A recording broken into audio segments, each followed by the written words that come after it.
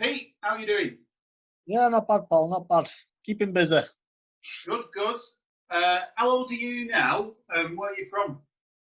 Yeah, I'm 31 now, and I'm from Eccles in Salford, but I've been living up here in Carlisle for going on 5 or 6 years now, on and off for about 10. But yeah, this is my adopted city.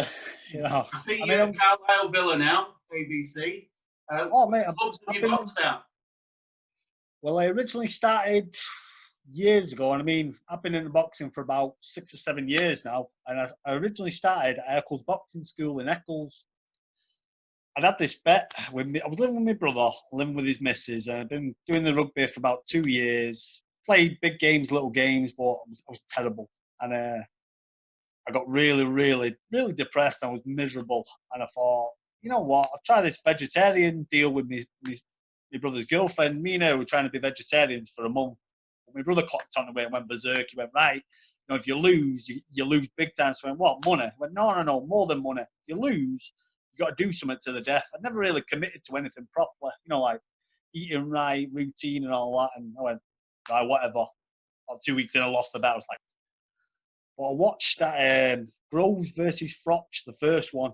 Now, I hadn't a clue who they were. I know who the Froch was. I even have a bet on it. I went to the lads. I went, who are these guys? Who went, nah, just watch it. You'll love it. Froch is the best. Froch is going to win. A couple of my mates went, no, watch Groves. I'm there watching him. About 3 beers in, semi-drunk. And I was like, bloody hell. I was watching Groves and I was mesmerised. I had it in my head. I went, I'm going to learn to box. Didn't tell anyone. Went outside, seen my cousin. He went, come on, come with us. Come on, carry on drinking. I went, okay.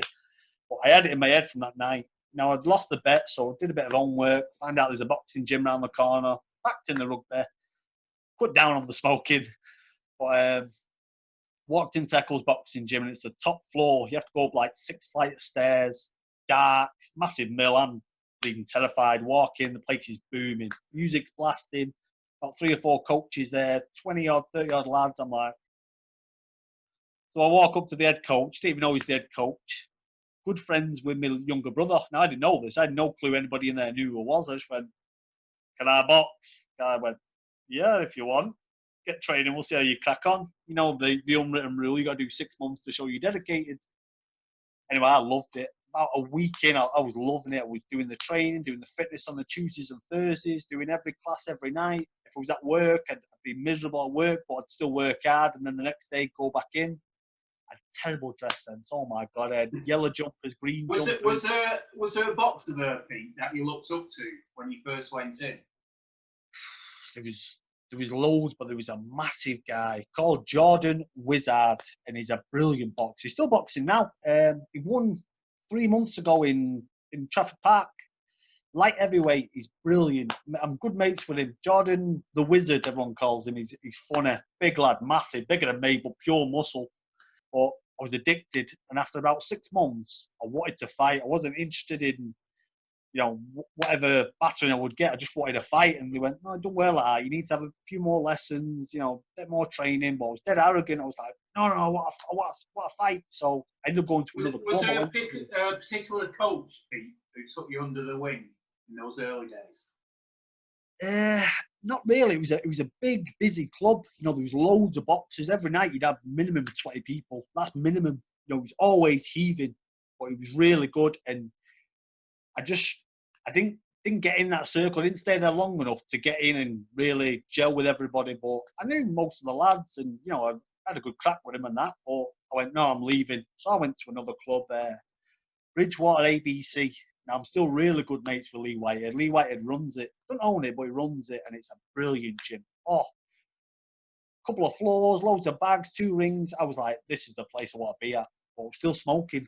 I was still working. I was still running, training, and I was at the bag. I was giving it everything. I was there for about 2 months, and Lee Whitehead went, "I'll get you some sparring. You're a bit of an heavy lad, but I'll get you some sparring." And I was like buzzing. A week later, changed jobs and moved up to Carlisle. I was like, So I'll how move long up have to you been at Carlisle. Carlisle now? How long have you? And you've A boxed there, good, haven't you? oh yeah, I've had 10 fights for Villa. About 5 or 6 years I've been up here now. But where my parents live is 13 miles outside the city centre. They live literally in the sticks. And I said to my mum, "I've been boxing for 8 months. So, how am I going to get to the gym?" She went, well, unless you bike it, walk it, or run it, you ain't going. You know, make sure you're working, paying rent. I biked it down to the Carlisle Villa, I was training there, and the first session I did was burning. I mean, I was absolutely burning. I couldn't even finish the after session warm down exercise, like the push-ups and sit-ups. I gave up, went, oh, knackered. And this massive boxer, he's called Marcus Thompson, huge, like the mountain man out of Game of Thrones. He went, keep coming. He went, you'll be able to do it. Keep coming. And anyway, I'm there and coming every day. And Jimmy Brennan went, where are you from? So I went, from Salford. He went, what are you doing up here? I went, oh, my family live in Ethersgill, so I jumped on the railways. And he went, Ethersgill? Well, that's 13 miles away. He went, how'd you get here? I went, I bike it. He went, you bike 13 miles, do an hour here, and then go home, bike it home. I went, yeah, it's good. He went, if you can do that 5 days a week, you can box it as long as you want. 6 years on, I'm still there every day. What was the memories like of that first fight? Brutal. I lost in the second round. This guy got a double combo on there. He looked older than my mother. The guy looked really old. He was massive. I was like, oh my God, I'm going to batter here. So I went out, dead nervous, on show. Mother's watching, my uncle's watching. I got beat fair and square. How did you cope with losing that first one? Not physically, how did you cope with it? Because no one had really filmed it. I think my uncle had filmed it on his laptop, but because I couldn't watch it, I was dead arrogant. I was like, no, I didn't lose that fight. I'm better than that. I'll get him on a rematch, or I'll fight again. And my coach really told me, you lost in the first one, just keep training, you'll get better. Stop eating the junk food. And for me, I'm hard work with everything. Everything's hard work. I can't help it, but he knew what to do, and he got me moving. He got me dodging shots instead of just taking them. He showed me how to defend. And Jimmy Brennan's the master. He shows you how it's done. If you don't believe him, he'll jump in the ring and show you. Be like, look, this is what I'm trying to tell you, and he'll show you. And that was it. That was me addicted. Now, I've heard this about you, Pete. I've heard that you're a massive boxing fan. You're not just a boxer, because some boxers aren't, are they? They like doing the physical side of training and fighting, but they're not big fans. I've heard you're a massive fan. Oh, huge fan, mate. Wherever I go, I always scope out the gyms. If I'm in Salford, I'll go to Lee's gym, and then I'll go to. The last few months I've been boxing Northside ABC. I had a job lined up in Manchester. My job down here cancelled, so I went down to Manchester, and there every day. I was there every morning. Lee Whitehead's gym when that was open. I'd go Lee's in the afternoon. If I was at Northside in the morning, I love it. Love having a crack with boxing. So what is it about the boxing then that you love, or what draws you to those clubs? I think it's the fact that it's dead, loads of routine, good crack. Everybody's different. You never meet two boxers who are the same. You can't go into a gym and say, right, these are all jabbers. Everything's different, and you can always learn from it. It's not a case of, all right, I know everything, I'll go home and write a book about it. Everything's different. What I like about it is everyone's on a level playing field. It doesn't matter who you are, what education you've got, what equipment you've got. Doesn't matter. You're both the same, aren't you? Exactly, yeah. They know you're going to work just as hard as they do. So you have that understanding. Even you could be a guy who can't speak English, can't skip, can't bleed and walk in a straight line. But if you put the time in a boxing gym, they'll show you how to do that. They'll go, right, well, it's not that hard. Look, just watch me do it. Or I must have met about 1,000 people in boxing. And about 100 of them, I'd literally call tomorrow if I had a problem. If I knew I was going to get booted at me flat, I'd go, Jimmy, I'm getting booted at me flat. Can you help us? They'd be like, yeah, I can give you so much, but the rest you got to do yourself. And I've got really bad ADHD, so I obsess. If I like something, I obsess and I go in it. I was going to ask you, has boxing helped you personally? Oh, big time. I've had highs and lows. I've had it where I've been skint on the other end of Scotland, not knowing what I'm going to do tomorrow. But if I go into a gym and chill out, or I get to my regular gym, just chills me right out. I can do 100 miles an hour in that bag, doing skipping, and then go home and be calm as out. People used to say to me, they'd be like, Pete, why are you so chilled and quiet? I'm like, what's the matter? Got all my energy out, got all my anger out. I'm happy, I just want to chill. It's just so addictive, and it's a healthy addiction. And how long do you want to carry on for, Pete, boxing? I presume you might go into coaching after. I'd love to go into coaching, and I even brought this up with my coach. I said it last year. I went, can I get my coaching ticket? Because one of my mates who started at the same time as me, we used to spar each other every day. he's one of the head coach. Well, not the head coach, but he's one of the top coaches now, and he's very good, very good. And I went, Jimmy, can I get me tickets? And he knows what I'm like. He went, yeah, you can, but still boxing now. He went, a few years, get your tickets, then you can go into that. He knows what I'm like. He knows I'd go hitting the pads, I'd come in there expecting to coach everybody. But my rule is, I got this in my head years ago. I thought, right, make a decision what I want out of boxing. I don't want to be a millionaire. I'm not going to win any belts or anything, but fight as long as I can. Once my body goes, or I just don't like it anymore, or if I'm getting battered every week, I'll give it up. I'll be like, right, going to coaching.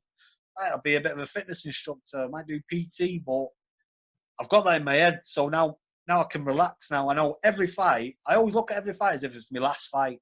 What has that meant to you, the sport? I presume you've had good support in your boxing career. But brilliant support. My coach Jimmy Brennan's helped me loads. If I've got a real problem and I can't solve it myself, or my family and friends can't understand it, I'll go to Jimmy. Worried about this. He'll be like, why are you worried about it? Worried about it because of this, this, and this. He'll be like, don't need to worry about those things. Focus on your job. Focus on paying your bills. Don't be taking the mick out of anybody. Keep training. And even if you're not a boxer, Jimmy or Lee Whitehead, but yeah, mate, massive support in the boxing world. Most people just don't understand it unless they do it. Yeah. And what emotions do you feel in the ring when you're boxing? I'm terrified until I get in there. Before I'm in there, I'm an absolute mess. I'll have bright clothes. I'll talk a million miles a minute. But once I'm in there, I'm calm as out. I don't know what it is. It's like I know the other person's what they're going to do to me. I know they're going to come in with a fast hand, a hard hand, slick moves. And because you have 3 rounds. First round, you're figuring it out. It's like a puzzle, and I love puzzles. I'm not great at them, but in boxing, every puzzle's amazing because everybody's different. You can have someone who runs round you, so you've got to stop them. You could have someone who you've got to close the ring off. You could have a gigantic guy who's just going to come right at you. Like Battle in Furnace, they come right at you like a bull in a china shop. Good boxers, but you see that after 1 round, so you know what to do. Hit and move, and there's no 2 fights the same. You never have that. And as soon as I'm in that ring, I'm just calm. It's been good talking to you, Pete, because you can tell you're a real boxing fan, and you still sound as enthusiastic now as probably that first day when you went in. Oh yeah, mate. If obviously the nation band's on, but if the band wasn't on, I'd be in there now. I'd be like, can't do the chat, I've got to go. Well, all I'll say, Pete, is all the best with your boxing, and I can definitely see you being a coach when you finish your boxing career. And all the best.